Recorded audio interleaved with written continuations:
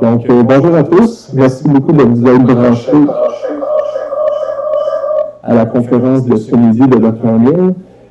Pour les questions, on va fonctionner avec la boîte de discussion qui est juste en bas de votre écran, écrit chat. Donc, si vous avez des questions, seulement les écrire dans le chat et je vais pouvoir les poser à Dr. Mill à la fin de la conférence. Je vais aussi inscrire mon adresse email, mon numéro de téléphone, s'il y en a qui ont des problèmes techniques, seulement m'appeler ou m'écrire par email, je vais essayer de régler le tout avec vous.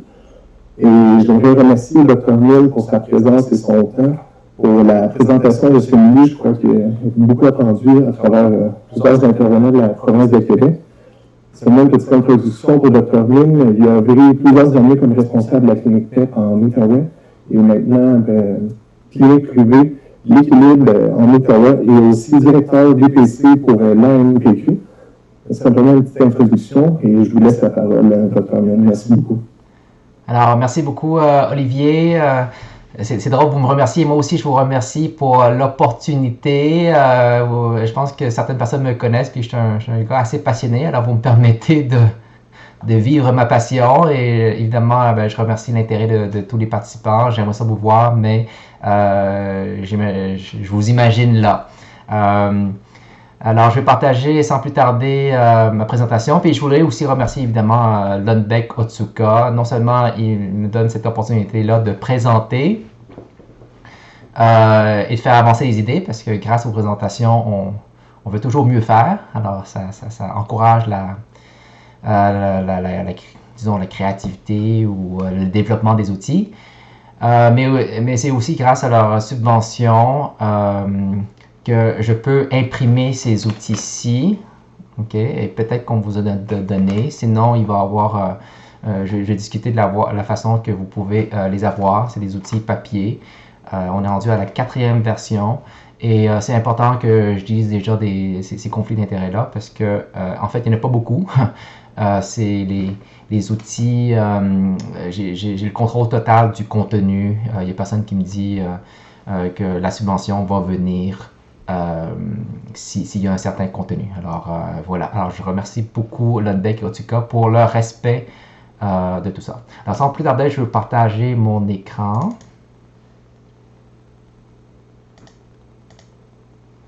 Alors, voici la présentation. Alors, je vais vous dire, j'ai tendance à prendre trop de temps. Alors, c'est pour ça que je vais rendre disponible cette présentation-là à la fin de la conférence. Là, je vais mettre un lien web à quelque part.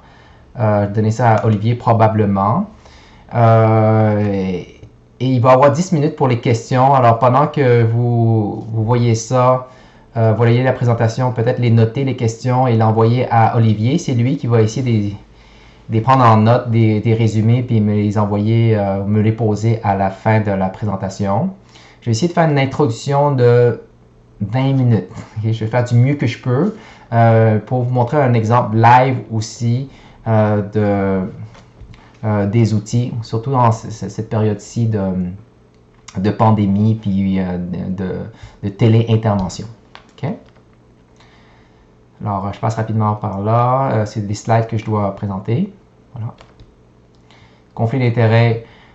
Vu que j'œuvre beaucoup en schizophrénie depuis le début de ma carrière, une dizaine d'années, veux pas, c'est une condition où la pharmacothérapie a une place assez importante, mais pas unique.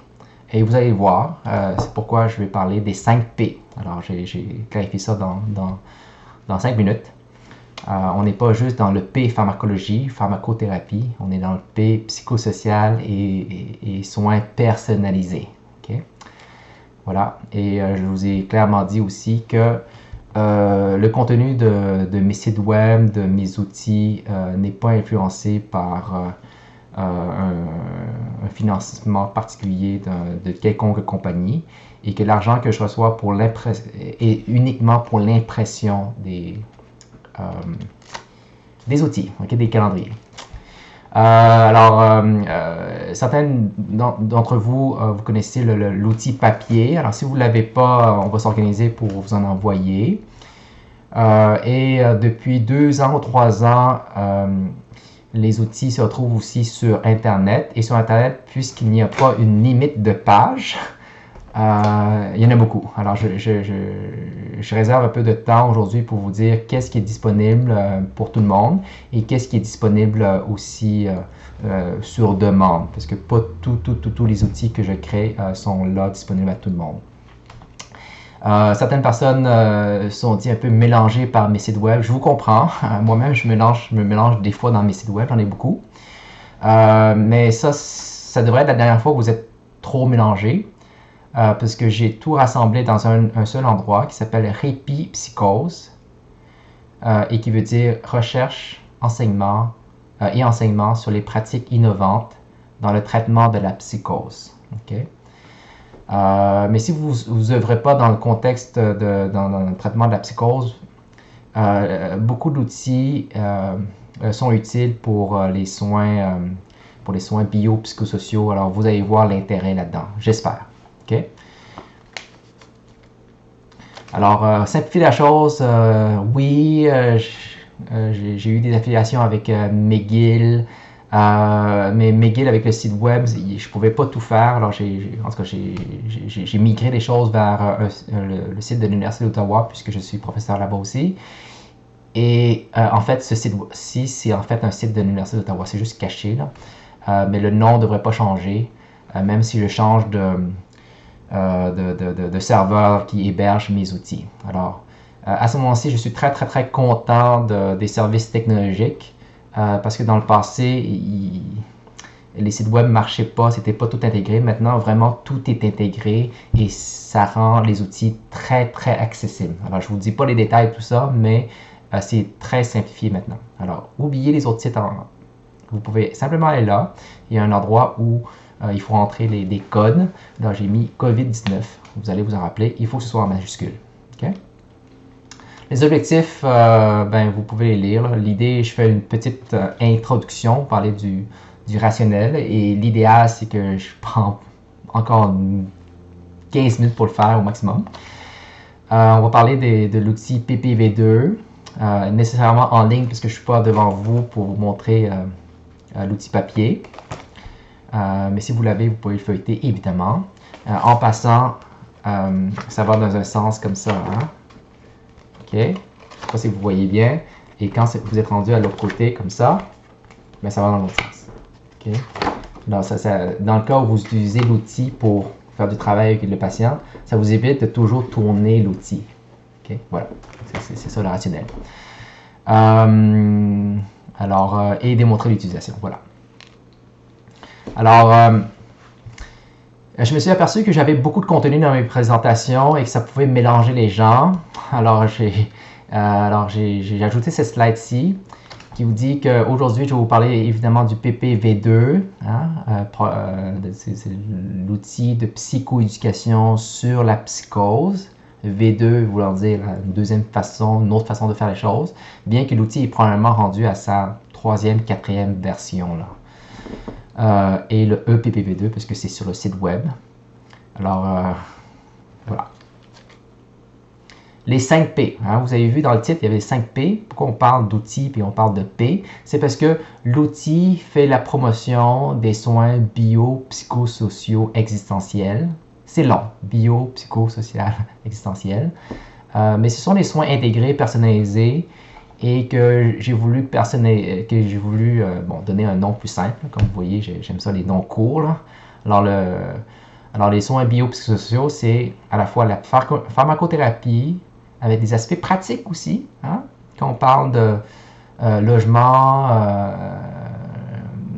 comment les patients devraient avoir de l'argent pour s'alimenter, avoir du soutien pour toutes sortes de choses. Ça, c'est des soins que j'appelle pratiques. Bon, c'était pas intuitif, là, mais je vous le dis comme ça. Je devais trouver un mot en P.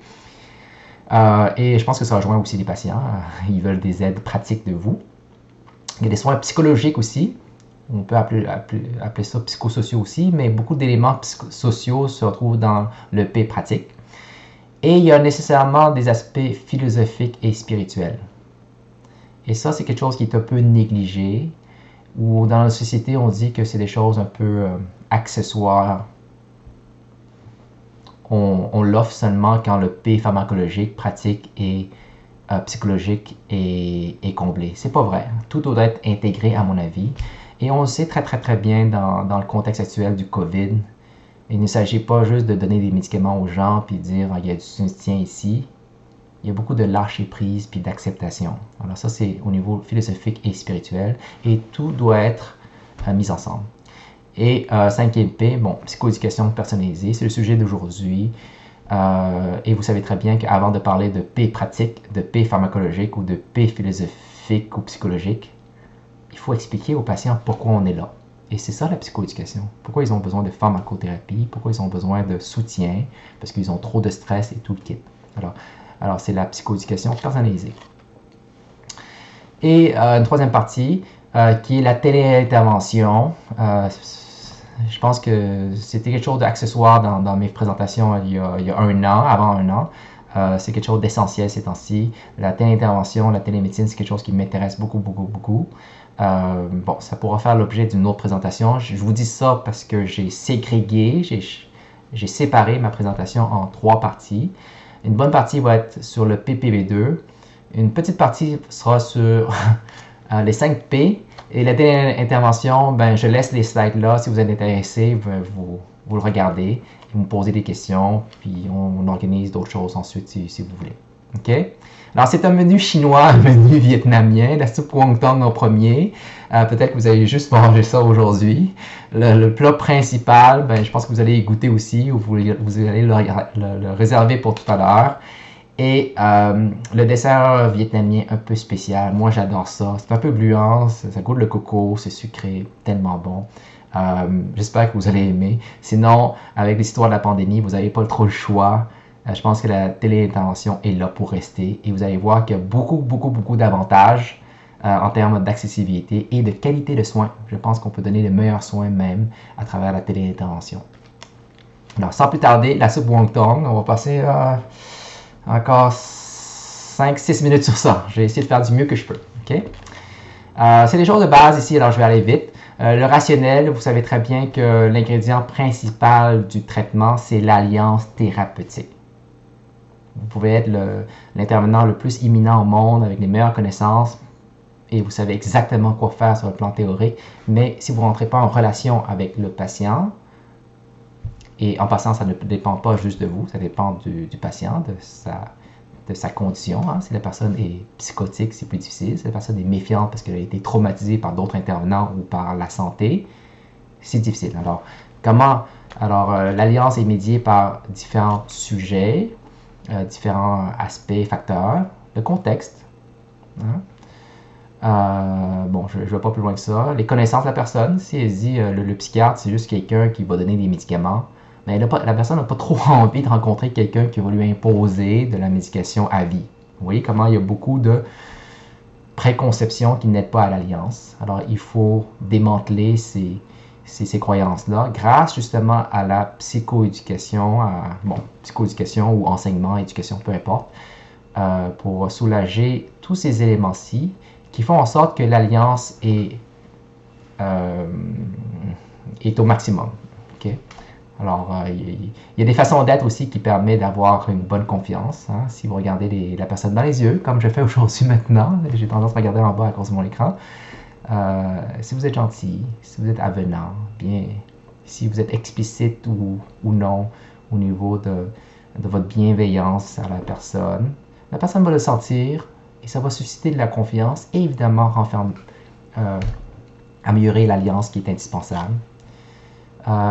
Toutes sortes de questions en lien avec la motivation aussi. Voilà. Alors, je pense que je viens juste d'expliquer tout ça. Je vais éviter de passer trop de temps sur mes slides, mais dans le cas où vous voulez prendre le temps de les lire, je viens juste de vous le paraphraser de façon différente. Au niveau de la motivation, c'est pour avoir une alliance thérapeutique. Je ne veux pas, les gens nous voient comme des outils pour eux aussi. Puis c'est très correct. Hein, si vous êtes travailleur social et que la personne veut surtout vous voir pour que vous remplissiez des formulaires d'assurance sociale, de bien-être social avec eux, c'est correct. C'est peut-être ainsi que vous allez rentrer en relation avec la personne, probablement. En général, c'est comme ça. Et c'est une opportunité ensuite de donner des soins à la personne. Alors, il y a un renforcement positif. La personne veut quelque chose, vous lui donnez. Ça renforce l'alliance, évidemment. Alors, je suis un peu redondant ici. Alors, je vais sauter sur cette slide. OK. En fait, je vais vous dire, c'est toutes des choses que vous savez. Offrir un enseignement personnalisé, c'est important. Bon, il faut que ce soit basé sur des données empiriques, parce que des fois, j'ai l'impression qu'on donne l'information trop rapidement, puis la personne dit, ça vient d'où ça? Tu me dis que la médication va diminuer mes chances de rechute de 5 fois, 10 fois, mais ça vient d'où? On dirait que tu viens juste de l'inventer, l'information. Alors, c'est important d'avoir des données comme une base scientifique aux choses, et c'est pour ça qu'il y a certains éléments scientifiques dans mes outils aussi, pour pouvoir donner de façon imagée l'information rapidement à la personne, puis de façon comme que la personne peut le digérer puis le comprendre. Okay? Et que vous-même, vous pouvez comprendre, parce que ça peut être très, très, très compliqué.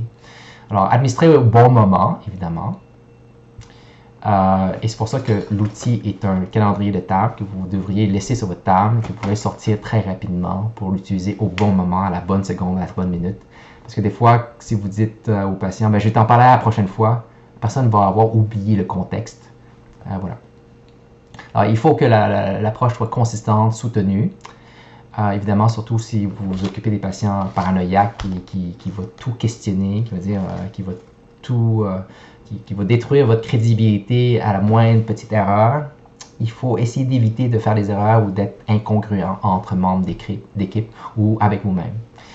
Bon, voilà. Ça c'est l'Outaouais. Alors, pendant longtemps, j'ai travaillé ici dans la bâtisse. C'est mieux qu'à l'hôpital. Ça, c'est le centre hospitalier. Et je pense que c'est mieux travailler en communauté comme ça. C'est un bâtiment enclavé dans un voisinage. Là. Il y a des maisons à côté. Alors, on attire mieux les patients comme ça. Il y a même un jardin communautaire là-bas. Okay? Et maintenant, depuis quelques mois, pour des raisons personnelles, j'ai monté ma clinique. En fait, on appelle ça une clinique privée, mais c'est une clinique hors établissement. Je suis toujours sur la RAMQ. Je ne suis pas trop dans l'argent pour faire de l'argent avec des patients qui devraient me payer de leur poche. C'est pas ça. Okay? Et il faut dire que... Et j'introduis déjà une image qui fait partie de l'outil psychoéducatif et qui, selon moi, et qui, selon le feedback des intervenants, est assez utilisé. Okay? Et qui est très révélateur aussi. Et si vous connaissez les 4 piliers, ben, vous voyez, il y a les 4 piliers qui sont dynamiques ici. Avec la médication, l'aspect bio, psycho, social et responsabilité du bien-être, qui varie selon l'état de la personne en situation aiguë ou dans la situation de rétablissement. C'est pas la même chose. La quantité de la médication est probablement pas la même chose. Le type de soutien est différent à fur et à mesure que les soins avancent. Il n'y a aucun doute sur ça, vous le savez déjà, mais c'était une façon d'imager, d'expliquer l'évolution des soins. Et ça répond à la question du patient aussi, parce que typiquement, il vous demande, ben, c'est quand que tu vas arrêter de me suivre? C'est quand que j'aurai plus de rendez-vous? C'est quand que vous allez diminuer la médication? Alors, ça dépend de toi, on va travailler ensemble, mais il faut passer d'ici, de la situation aiguë au rétablissement. Et voilà. Alors bon, c'est très intuitif, là, je vous explique rien d'autre. Alors, je passe à travers des éléments de contexte ici. Alors, le contexte PEP, ben, il faut soigner la personne au bon moment. Je parle de premier épisode de psychose ici, mais peut-être que vous soignez des gens qui ont de l'anxiété et de la dépression. Mais la personne, si elle vient vous voir maintenant, c'est parce qu'elle veut que vous l'aidiez maintenant, pas dans 3 ans, avec les listes d'attente et tout le kit. Alors, la personne est beaucoup plus motivée à ce moment-ci. Alors, il faut offrir les soins au bon moment. Avant que les symptômes soient trop graves aussi et que la personne soit comme perde espoir et voilà. Et se disent, j'ai tout essayé, on m'a offert de l'aide, on m'offre pas d'aide et ça ne sert plus à rien. Alors ça c'est un discours qui n'améliore pas le pronostic. Okay? Alors l'idée c'est offrir les soins au bon moment pour amener la personne au rétablissement et même se sentir plus solide, plus fort qu'avant. Hein? What doesn't kill you make you stronger, right? OK. Alors, quel est le premier soin à ce moment-là? OK. C'est de travailler sur l'alliance thérapeutique, la confiance et tout ça, comme je vous ai dit. Et l'idée, vous savez, je mets beaucoup l'avant les soins précoces parce que je travaille au PEP. Alors l'idée, c'est éviter de donner des soins ici, comme dans les soins classiques. La personne va dans la clinique de schizophrénie, de troubles schizoaffectifs, de maladies bipolaires. Non, c'est trop tard. Okay? Le diagnostic devient un pronostic. C'est ça que Dr. McGorry dit, le grand gourou du PEP. Alors l'idée, c'est la personne, on ne sait pas trop qu'est-ce qu'ils ont comme symptômes. Nous-mêmes, on ne sait pas. Eux-mêmes, ils ne savent pas. Ils disent qu'ils ont juste de l'insomnie, ils sont anxieux. Mais vous sentez qu'il y a quelque chose qui n'est pas normal et vous voulez donner des soins. Et même si ce n'est pas urgent, hein, c'est extrêmement pertinent parce qu'on vient juste de dire qu'il faut éviter que la personne se rende ici dans des stades plus avancés de leur condition mentale, comme dans un cancer de stade 4. Il faut offrir des soins précoces. Et c'est plus difficile de donner des soins précoces parce que la personne est un peu moins motivée, ne connaissant trop pas très bien ses symptômes. Les soins deviennent un peu facultatifs, ou dans leur cerveau, c'est facultatif. Alors, comment amener la personne à se dire, c'est pas facultatif, c'est à ce moment-ci qu'il faut faire attention à ça. Alors, la psychoéducation prend beaucoup de place ici. Alors, comment motiver la personne à avoir des soins d'avance ou facultatifs? Ben, c'est à travers l'alliance thérapeutique et la psychoéducation. Alors, je ne suis pas psychoéducateur. J'espère que vous ne trouvez pas que je suis un charlatan ici, là, mais la psychoéducation, tout le monde doit en faire. Okay? Voilà. Et elle est la prémisse de tout le reste. La pharmacothérapie, l'hygiène de vie, des approches existentielles, peu importe qu'est-ce que vous voulez dire. Avant d'offrir quoi que ce soit, il faut expliquer pourquoi on l'offre. Okay? Il faut que ça fasse du sens. Okay? Je pense que je vous ai déjà parlé de donner les bons soins à la bonne personne au bon moment. Vos administrateurs vous ont probablement dit ça, mais vous-même, vous croyez ça. Okay? Alors, voilà. C'est une opportunité. J'ai fait beaucoup de soins à domicile. C'est ça le SIM, là, soins intensifs dans le milieu. Alors, je me suis beaucoup promené avec ma voiture dans le passé, en début de carrière pendant un bon 5-6 ans. Je pense que c'est plus gagnant, hein? Aller au domicile des patients quand on peut, là. Pas toujours pratique non plus. Sinon, la personne qui attend à la clinique, ben, elle se sent comme observée. Tout le monde passe dans la salle d'attente, puis pas très... En tout cas, c'est pas toujours très gagnant au niveau de l'anxiété, puis l'impression d'être un patient, d'être malade, d'être observé. Okay? Alors, c'est donner de l'eau à cette personne-ci, alors donner un soin à cette personne-ci, ou offrir ou proposer quelque chose à cette personne-ci en échange à de l'eau, c'est-à-dire un deal thérapeutique, est beaucoup plus gagnant qu'à cette personne-ci. Vous savez très bien, et ça rejoint l'idée que si la personne vient pour avoir un formulaire d'aide sociale, que vous voulez l'aider à se trouver un logement, ou qu'elle veut que vous l'aidiez à diminuer son stress, ben c'est à ce moment-ci qu'il faut proposer toutes sortes de soins puis d'idées. Et il ne faudrait pas simplement lui donner de l'eau puis dire c'est correct. Okay? Il ne faut pas attendre qu'il y en ait plein, puis là, bon, la personne, dans le cas où il n'irait pas bien, vous n'avez aucun argument pour l'aider ensuite. Okay? Alors, il a des besoins, vous remplissez ses besoins et ça vous donne un peu un genre de capital, un crédit d'alliance thérapeutique, un outil d'échange pour lui venir en aide, parce qu'on est tous humains et on vit selon des renforcements positifs et négatifs. Okay? Et la personne a besoin elle veut une réponse immédiate. Évidemment, comme tout le monde. Hein, vous avez une présentation avec moi aujourd'hui et vous voulez que, à l'issue de cette présentation, vous ayez appris quelque chose. J'espère vraiment. Okay? Et vous attendez probablement que dans les 5 prochaines minutes, je vous fasse une démonstration. Alors, je vais vraiment espérer aller assez vite pour vous faire ça. Alors, vous voulez quelque chose, les patients veulent quelque chose aussi, et il faut offrir des soins efficaces à la personne. Alors, je ne vous cache pas que la pharmacothérapie a une puissance énorme dans le traitement de la psychose.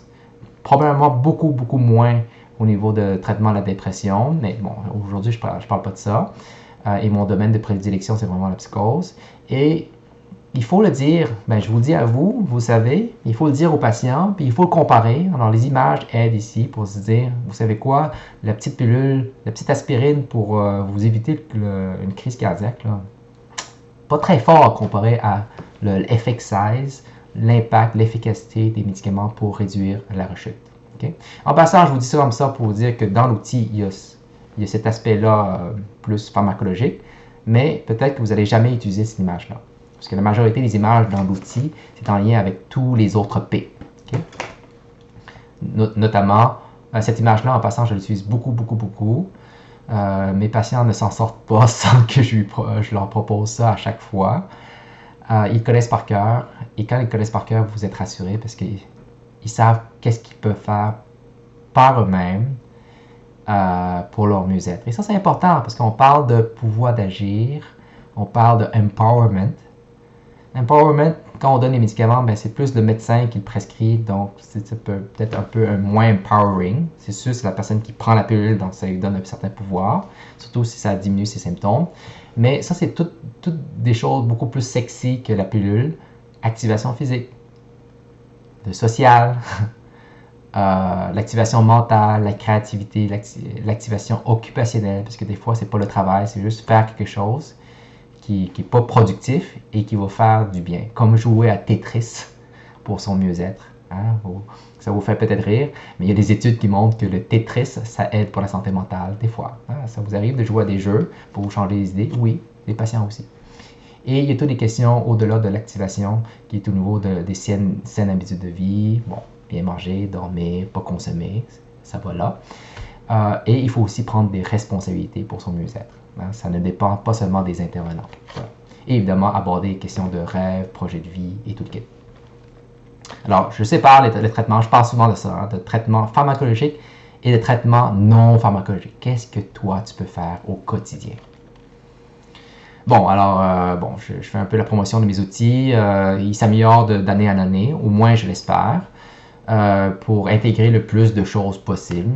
Et bon, c'est un outil d'explication, d'aide à l'évaluation, parce que je vais vous montrer ça dans 2 minutes, de prise de décision. Alors, vous voyez comment cet outil-là peut aider à avoir une discussion pour que la personne s'engage dans un soin.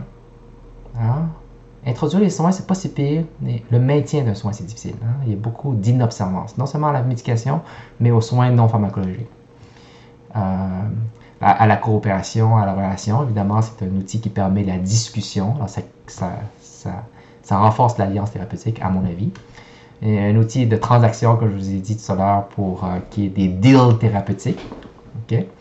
De réappropriation de son identité, de personnalisation, de responsabilisation, de motivation. Voilà.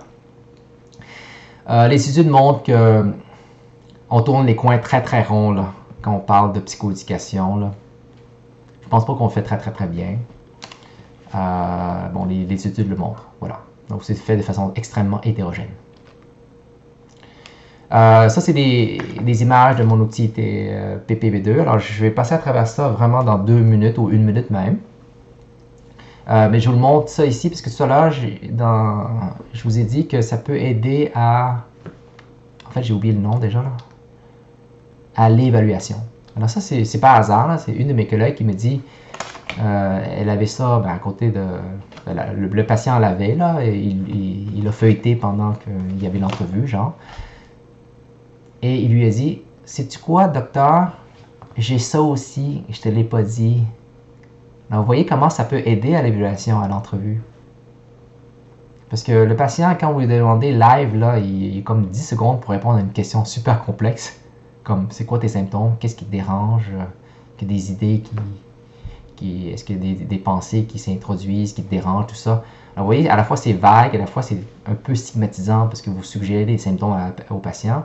Il est un peu pris à répondre immédiatement, alors que quand la personne a du temps pour réfléchir et regarde ses symptômes, ici c'est des symptômes positifs, ici c'est des symptômes négatifs, affectifs et cognitifs, mais elle a le temps de répondre de façon beaucoup plus posée, réfléchie, et l'évaluation peut être plus valide aussi. Bon, je vous dis ça avec un bémol, à vous de voir. Okay? Alors, comme je vous ai dit, mes outils mettent de l'avant beaucoup l'approche des 5 P ou l'approche bio, psychosociale et responsabilité. Alors, pharmacothérapeutique, psychothérapeutique, philosophique, existentielle, ça rentre tout ici. Aspect pratique. Et dans les aspects pratiques, il y a aussi des aspects d'hygiène de vie. Alors, j'utilise beaucoup. On l'appelle les 4 piliers. Okay? Mais ce n'est pas suffisant. Okay? Alors, les 4 piliers, c'est juste pour introduire beaucoup d'autres aspects thérapeutiques que je vous ai parlé, tous les aspects d'activation qui rentrent dans l'hygiène de vie. Alors, voilà. Qu'est-ce que la personne doit faire, entre guillemets, et qu'est-ce que la personne ne doit pas faire de ce côté-ci, qui est plus comme la consommation, procrastiner ou trop procrastiner. Voilà. Okay? Dans les aspects psychologiques, il y a toute la... en tout cas, j'ai créé une image, je pense, assez intuitive. De ce côté-ci, c'est des choses un peu plus simples que la personne peut faire. Ici, c'est un peu plus philosophique, un peu plus difficile du côté droit. Alors, prendre un PRN, c'est assez simple. Parler à quelqu'un, c'est relativement simple. Se rappeler qu'elle a du soutien ou écouter de la musique pour se soulager des voix, c'est relativement simple. Ici, on est plus dans le lâcher-prise, dans se questionner sur ses pensées, se dire que c'est juste ses pensées. Alors, c'est une des pages de l'outil ici. OK? Alors, je vous en parle plus spécifiquement dans vraiment pas longtemps. OK? Je vois le temps avancer là. Alors, dans l'outil, il y a aussi des aspects philosophiques, comme je vous ai dit là. Mais pas trop philosophique. C'est très philosophique, pratique. Et je l'ai traduit, c'est pas moi qui l'ai inventé. Là. En fait, le nom, oui, je l'ai inventé, mais je veux dire, en Angleterre, où ils sont très forts au niveau du rétablissement, eux, ils sont sortis avec l'acronyme SHIM, ou KIM, qui veut dire Connectedness, H pour Hope, I pour Identité, M pour Meaning, Sens, et E pour Empowerment, autodétermination. Alors, bon, je l'ai traduit par elle, puis bon, j'imagine de temps en temps, j'ai des moments d'insomnie, puis je pense à des affaires. Alors, à un moment donné, je me dis, bon, ben, je fais un papillon avec les 4 mots, les 5 mots. Voilà, alors là, le I ici. Alors, moi, je le trouve cute, là. J'espère qu'avec ça, vous allez, ça fait du sens. Alors, vous voyez comment ces images-là sont cute, peuvent être discutées avec les patients. Vous êtes là pour aider la personne à retrouver ses ailes, à s'envoler, à se transformer, à se métamorphoser. Bon, peu importe si la personne aime les mots ou non, c'est à vous de voir. Mais l'idée, c'est, il y a un changement. Vous êtes là pas pour lui donner, pour lui imposer de la médication, là. Vous êtes là pour lui donner des moyens, redonner des ailes, ou lui permettre de se transformer pour qu'il aille mieux, pour qu'ils atteignent ça. Tout le monde veut ça. Être en contrôle, ne pas être un patient, une personne, être en lien avec les autres, avoir l'espoir. Voilà. OK? Et comment y arriver? Bon, alors la chenille monte, elle doit manger des feuilles pour arriver ici, pour se transformer en cocon, peu importe, et devenir un papillon. Alors ça, c'est l'approche bio-psychosociale et responsabilité. Alors c'est les feuilles ici qui amènent le papillon là, ouais, bon, la chenille là, et il s'envole. Alors je vous montre ça en 10 secondes, ça a pris un temps fou de créer cette animation. Voilà, je fructifie mon effort. Okay? Alors, dans l'aspect psychologique ici, vous voyez ici, là, dans le orange, il y a aussi des aspects spirituels, que je vous ai dit, ou philosophiques, tellement importants à mon avis, un aspect un peu négligé. Alors, et vivre le moment présent, se donner du temps. Hein, vous voyez, des fois, je prends des petites pauses pour me donner du temps pour double souligner des sujets importants. Je donne le temps, prioriser. On peut être très fort en mindfulness, mais si on n'a pas le temps de le faire, ça ne sert à rien. Cultiver la confiance, la compassion, la gratitude. Avoir confiance dans le futur, ça veut dire avoir de l'espoir. Okay? Maintenir une simplicité. Je ne pense pas que pour être mieux, il faut être complexe. Là. Je pense que les soins doivent être simples. C'est pour ça que les outils, je veux qu'ils soient simples. Okay? C'est pour ça que je fais des présentations aussi, pour vous rappeler à quel point ils peuvent être simples. Okay? Alors, si c'est plus compliqué, c'est parce que peut-être que ça prend plus de temps de le digérer. Okay? J'espère que vous digérez bien la soupe wonton pour l'instant. Voilà. Okay? Et pour être bien, à un moment donné, il faut avoir confiance, s'engager dans la vie, faire le saut, travailler l'amour de soi, se respecter, être responsable. Hein, on ne peut pas juste être juste libre dans la vie, il y a des responsabilités aussi. La responsabilité de changer, la responsabilité de vivre le moment présent, de se donner du temps. Alors vous voyez, tous les mots ici sont un peu interconnectés. Ce ne sont que des mots qui vous permettent d'aborder des sujets un peu plus philosophiques, spirituels, indispensables au mieux-être. Alors ça, je l'utilise beaucoup. Ça devient une prescription bio-psychosociale, responsabilité. Et je vais vous montrer les outils. En fait, vous pouvez aller là. Alors, bon, c'est McGill, là, mais j'en ai un à Ottawa aussi, où vous pouvez rentrer des choses dans les champs ici. Et ça devient une prescription bio-psychosociale. Utile, à mon avis. OK? Alors, l'outil PPV2, c'est à ce moment-ci que je vous montre ça. En fait, je vais aller, vu que je ne le montre pas en physique, là, je vais vous montrer l'outil en le EPPV2, OK? Bon, alors, je reviens ici. OK, excusez-moi. Je suis sûr que vous êtes là encore, OK? Alors, vous êtes toujours... Alors, j'ai mis... je ne sais pas si c'est assez grand, je vais le mettre plus gros, je pense, comme ça, OK? Alors, ça, c'est mon site web, repipsychose.org, OK? Alors, ça vous amène ici, là, Dr. Min, RDC, en tout cas, peu importe si c'est un site d'Ottawa, ça fonctionne bien, je suis super content, OK? Alors, vous allez sur EPPV2 ici. OK, alors j'ai 15 minutes encore, je vois le temps avancer. La version française qui est récente.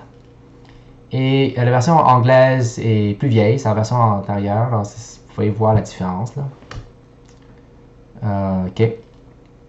Et j'ai des versions chinoises, j'ai pas eu le temps. En fait, je suis pas chinois, là, mais il y a quelqu'un qui l'a traduit pour moi, et en cantonais même. Et il faut juste que je prenne le temps de le mettre sur Internet. Alors, ça va venir. OK, voilà. Je vais juste montrer la version française ici. Alors, vous cliquez sur ça, vous mettez COVID-19, OK? Là, vous avez accès à ça. Alors, vous voyez, ça n'ouvre pas d'autres fenêtres. Si vous voulez en plus gros, ben, vous pesez sur ça. OK? Très, très simple. En passant, je pense que ça marche avec un genre de... les iPads aussi, là. Alors, bon, c'est vraiment la version digitale de l'outil, très simple.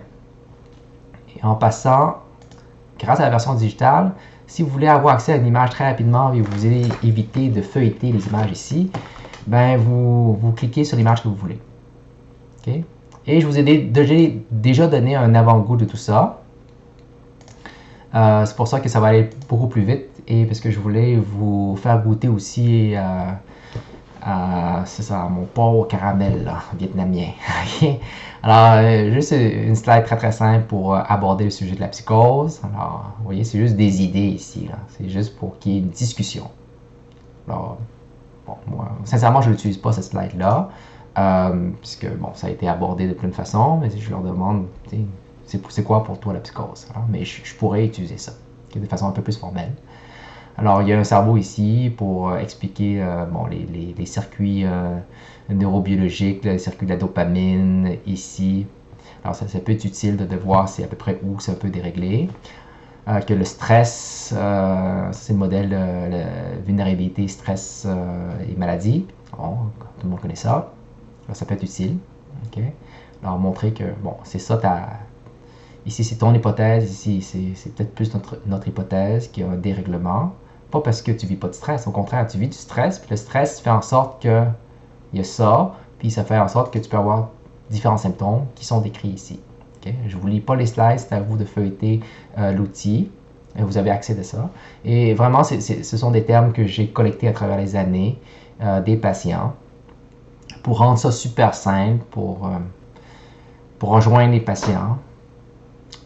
Et c'est peut-être voué à changer un peu aussi, mais il y a une limitation de place, alors je ne peux pas tout mettre, le vocabulaire. Alors, c'est à vous de vous pratiquer à utiliser ces mots-là ou non et d'ajouter de la viande autour. Là. Okay? Mais, alors, ce sont des symptômes positifs ici. Symptômes négatifs ici, hein, sentir mélangé, fragile, problème, des sautes d'humeur, symptômes cognitifs aussi. Ça, c'est une autre façon de schématiser les choses, là, que c'est un syndrome. Hein, il y a des symptômes sensoriels. Ça, c'est mieux accepter que des hallucinations, des expériences inhabituelles, être isolé, difficulté à penser, symptômes affectifs ici, dépressifs, vu que c'est très très commun, je l'ai séparé du stress puis de l'anxiété que j'ai mis ici, avoir des idées dérangeantes au lieu d'utiliser les mots délire, qui évidemment qui a beaucoup de stigma. Alors, vous voyez des mini-constellations de chaque côté ici, ça veut dire qu'il y a beaucoup de visages à la psychose. Comme ça, vous pouvez expliquer ça aux familles ou aux patients, parce qu'il y en a beaucoup qui vous ont déjà dit « J'entends pas de voix, je suis pas psychotique. Okay? » D'abord, vous lui répondez « J'ai jamais dit que tu étais psychotique. Moi, j'aime pas ça, ce mot-là. Je dis juste que tu as une intolérance au stress. Puis en fait, c'est pour ça que je te rencontre aujourd'hui. Je suis là pour t'aider, pour réduire le stress, pour que tu sois en contrôle de ta vie, pour que tu retrouves tes ailes. Hein? Voilà. Alors, ça, c'est une image qui vous permet de discuter de qu'est-ce qui les préoccupe. Hein? Et c'est associé à une page dans l'outil où vous pouvez rentrer des choses sur ces bulles-là. Parler des ailes, on en a parlé. Okay. Je pense que parler du contrat lors de la prise en charge au début, dire, regarde, on s'attend à ce que tu nous dises des choses. C'est une question de confiance. En passant, la confiance est un très bon traitement contre la paranoïa. Alors, on parle beaucoup de confiance ici, être franc. Bon, accepter le processus, ça prend du temps. On est là pour t'aider, on va essayer d'aller le plus vite possible, mais des fois ça peut prendre du temps. Okay? Voilà. Alors, tu sais, ouverture d'esprit. Alors, ça c'est une slide qui encourage à la communication, à la coopération, voilà, pour amener la personne ici à là. Okay? Un papillon qui s'envole. Pyramide de Maslow transformée, mis en contexte dans le contexte de la psychose. Alors, qu'est-ce que la personne veut en premier? Bon, vivre, manger, dormir. Selon Maslow, mais aussi la sécurité, retrouver le contrôle, retrouver la confiance, reprendre le parcours de sa vie, atteindre le rétablissement. Alors, vous voyez, le mot rétablissement ici, il faut prendre le temps de l'expliquer, puis vous pouvez l'expliquer en disant, ben moi, qu'est-ce que je veux dans ton rétablissement? C'est que tu retrouves ton contrôle, ton identité. Bon, qu'est-ce que ça veut dire, identité? Mais je veux pas que tu sois un patient, que tu t'imagines comme un patient, que tu retrouves l'espoir, le sens. Hein? Qu'est-ce qui donne le goût de vivre? Pourquoi tu vis? C'est quoi tes projets? Et le lien social. Alors, c'est trop facile de parler de lien social ces temps-ci dans le contexte du COVID.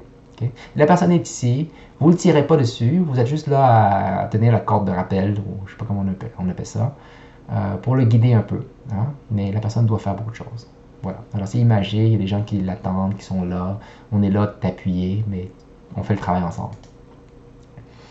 Vous connaissez ça aussi, je vous en ai parlé. Alors, c'est pour promouvoir les soins précoces, intervenir au bon moment. Malheureusement, quand on intervient trop tard, ben c'est pas bon pour le cerveau. Je fais pas de présentation sur l'effet neurotoxique du stress, là, mais le stress, c'est jamais bon. Hein? Voilà. Alors, c'est ça. Bon, ça, c'est une slide que j'ai ajoutée probablement il y a 2 ans ou 3 ans en lien avec la légalisation du cannabis. C'est un gros sujet. Je peux pas aller plus loin sur ça. Je vous laisse lire sur la slide. Mais c'est pour ne pas que les gens banalisent le cannabis. Quelqu'un qui a eu une psychose induite, a une chance sur 2 d'être schizophrène. Est-ce que les gens savent ça? Bon. Okay, peut-être que nous-mêmes, on l'a oublié. Hein, c'est pas normal, c'est une drogue douce. C'est pas normal de faire une psychose induite. Ça veut dire que les symptômes durent longtemps après une consommation. Alors, c'est pas normal. Il y a une fragilité ici qu'il ne faut pas oublier, ignorer. Alors, il faut vraiment arrêter de consommer et probablement avoir beaucoup de suivi. Les programmes PEP devraient suivre les patients avec une psychose induite. Je ne parle pas d'intoxication ici, je parle de psychose induite. Des symptômes qui perdurent. OK? Alors, j'espère que vous me suivez. Alors, très rapidement, je vois le temps avancer, je ne sais pas comment je vais faire, mais je vais faire du mieux que je peux. Okay? Maintenant, se rétablir de la psychose. Alors, je vais vite là. Même chose, même concept, discussion sur qu'est-ce que ça veut dire se rétablir. C'est à ce moment-là que vous pouvez bloguer de nouveau le papillon. Des fois, c'est un peu injuste, là, je veux dire, la personne est diabétique, ils prennent ça un peu plus au sérieux, il faut que je prenne mon insuline, il faut que je mange mieux, il faut que je fasse des marches. Puis, t'as fait une psychose, pas trop important, il n'y a rien là. Non, c'est pas trop juste. Il y a des sujets communs entre les 2 docteurs là, qui discutent la même chose, de différentes pathologies. en termes de diagnostic, traitement, complications, effets secondaires, tout le plan. Là. Alors, les traitements sont aussi importants, peut-être même plus, dans le contexte des soins, des troubles psychiatriques. Okay? Alors, il faut changer ses habitudes de vie, un peu comme quelqu'un qui est diabétique, mais mange mieux, c'est important. Tu as une psychose, tu ne veux pas être schizophrène. Voilà. Il y a une question de stigma dans les deux sens aussi. Ça, c'est imagé, c'est métaphorique. J'aime bien les métaphores en thérapie. C'est comme des histoires qui adoucissent un peu les sujets très, très difficiles. Là. Alors, la personne ici, vous pouvez imaginer que les petites bulles, c'est des petites impuretés. Alors, comment amener la personne à transformer ça. Et c'est un travail d'équipe. Hein. Je ne sais pas si vous avez soufflé du verre déjà. Moi, je ne l'ai jamais fait, mais je pense que c'est compliqué. Il faut bien quelqu'un qui va entretenir le four, qui va tourner le bâton. C'est beaucoup d'étapes. On risque de se brûler, le verre peut casser, mais on peut recoller. Alors, vous voyez comment c'est une métaphore, à mon avis, assez intéressante pour dire que c'est un travail d'équipe, ça peut prendre du temps, puis c'est jamais la fin du monde. Voilà. Biopsychosocial. Je vous ai montré ça déjà. Alors, s'il y a une progression, et beaucoup de patients trouvent qu'on prend trop de place au début des soins, ben, c'est pour ça qu'il y a ça ici. Okay? Alors, voilà. Alors, j'espère que personne ne va dire que je suis sexiste, que j'ai mis les deux femmes en arrière, là. Je pourrais refaire un outil un peu plus comme équilibré sur le plan des genres, là. Je suis vraiment désolé, je vais vite dans la création de mes outils. Alors, voilà. Alors, ça va lentement à un moment donné, puis à un moment donné, ça décolle, là. Et la personne prend plus de place à un moment donné. Okay? Voilà. Je vous ai parlé de ça. Alors, c'est la partie responsabilité pour son mieux-être, activation. Cette image-là, je l'utilise tout le temps. Je vous ai parlé de ça aussi. Alors, encore une fois, aspect psychologique. Vous pouvez imprimer ça, puis le donner au patient, puis encercler ensemble des affaires qui est plus personnalisé, que la personne pourrait plus bénéficier pour son mieux-être. Okay? Alors, vous voyez, il y a comme une ouverture à une autre image ici qui suit, en termes de les approches un peu plus philosophique au mieux-être, mais il faut rendre cette philosophie-là très pratique, comme je vous ai expliqué. Une image pour rappeler que, bon, on peut réduire l'intensité ou la nature ou la fréquence, le volume des voix ou des symptômes, comme une radio, comme une vieille radio, par différentes façons. Puis il y a plein de monde qui ne savent pas qu'il y a plusieurs modalités de soins. Injection, pilule, une fois par 2 semaines, mois ou 3 mois. Des pilules qu'on doit prendre au besoin, régulièrement, en tout cas pas manquer de dose, c'est important. Okay? Alors, je ne passe pas à travers ces slides-là, en fait, les prochains slides indiquent l'efficacité de la médication, il faut en parler quand même, et de l'importance de l'observance à la médication. Voilà, c'est très intuitif, là, je vous laisse lire sur ça. Okay? Je crois beaucoup en l'observance à la médication en passant, hein? Mais évidemment aux 5P, évidemment. Et bon, la dernière slide, c'est comme un genre de plan d'intervention individualisé. C'est ça, vous travaillez avec le patient sur ces aspects-là, que vous discutez avec le patient tout le temps, pour que la personne retrouve ses ailes. Alors, je reprends ça ici. Voilà. Où est-ce que j'étais rendu? Je pense que vous êtes toujours là avec moi. J'espère bien. OK. Alors, je vois le temps avancer. Il me reste 2 minutes. OK? Juste pour vous dire que les 5P, en fait, je vais faire défiler les slides super vite. Lancez pas des canettes à l'écran, là. C'est comme ça. OK? Alors, vous pouvez les relire. Je vais vous donner accès à mes slides. De toute façon, j'ai déjà abordé ça en introduction à quelque part, les 5P. OK? Moi, je vois beaucoup la pharmacothérapie et les patients aiment ça quand on parle de ça et quand le psychiatre dit ça. C'est comme un plaster. C'est comme un filet de sécurité. C'est comme des béquilles. Plaster et béquilles, ça sous-entend que ça ne dure pas très longtemps. Okay? Sincèrement, je ne sais pas. Okay? Les études scientifiques longitudinales, de suivi historique, tout ça, là, il y a des patients qui ont besoin de médicaments à vie. Il y en a qui ont besoin juste durant cette période-là de psychose induite. Okay? Ça va vraiment dans tous les sens. C'est sûr, quand le diagnostic est établi de schizophrénie, une bonne chance que la médication est nécessaire à vie. Pas à vie, mais longtemps, très longtemps. Okay? Mais on ne peut pas dire ça au début d'un soin avec un patient, vous allez le perdre. De toute façon, ça peut être un mensonge aussi, parce que vous ne savez pas, peut-être qu'il n'y en aura pas besoin une fois que il va arrêter sa consommation. Une fois qu'il va prendre soin de lui, d'elle, il va dormir, il va gérer son stress, tout le kit. Il va changer son type d'emploi. Alors, on ne sait pas, puis les études scientifiques vont dans ce sens-là aussi. Alors, c'est utile d'utiliser ces images-là. Mais chose certaine, c'est un élément important d'un tout. C'est pour ça que ça fait partie des 4 piliers. Okay? Et bon, un médicament par voie injectable aide aussi à prendre des risques. Hein? Si la médication sort lentement du corps d'un patient ou il y a une observance, ben, vous pouvez travailler d'autres aspects du traitement avec le patient, les autres P. Okay? Alors ça, je passe rapidement. C'est un peu redondant. En passant, la thérapie doit toujours être un peu redondante. Redondance rime avec consistance. Oh, rime plus ou moins. Mais le patient doit sentir que c'est consistant et que vous tapez toujours sur la même affaire. C'est complexe, mais vous donnez un semblant de simplicité à la chose, justement avec des idées, avec des images. Enfin, selon moi, c'est simple. Voilà, vous connaissez ça. D'autres images utiles. Voilà. OK. Alors ça c'était à ce moment-là que je voulais vous montrer des éléments de mon site web. Puis je vais le faire dans vraiment, je vais éviter de changer d'écran trop souvent là. Ok, j'ai juste abordé le petit dessert vietnamien là, parce que je vois le temps avancer. Mais ça c'est avant la pandémie, j'imprimais toujours les images, puis je travaillais avec les patients ensuite, on faisait des affaires comme ça là. Ok. Et maintenant avec la pandémie, j'utilise, évidemment je ne peux pas imprimer puis envoyer ça par la poste à mon patient. Alors, je l'écris maintenant avec Google Jamboard. Et si vous êtes intéressé, vous irez sur ce lien-là. Okay, en fait, quand je crée des images avec le patient, on a un genre de bloc-notes électronique qu'on partage, moi et le patient, avec un lien unique. Ils mettent ça dans leur signet. Puis on peut, les images que j'ai travaillées avec eux, ben, je peux les couper, coller super rapidement ici, sur du papier électronique, un lien unique. Et de rencontre en rencontre, on revient sur ce dossier-là pratique avec le patient. Ça les rappelle qu'est-ce qu'il doit faire pour leur mieux-être. Okay? Super, super, super simple. Vraiment.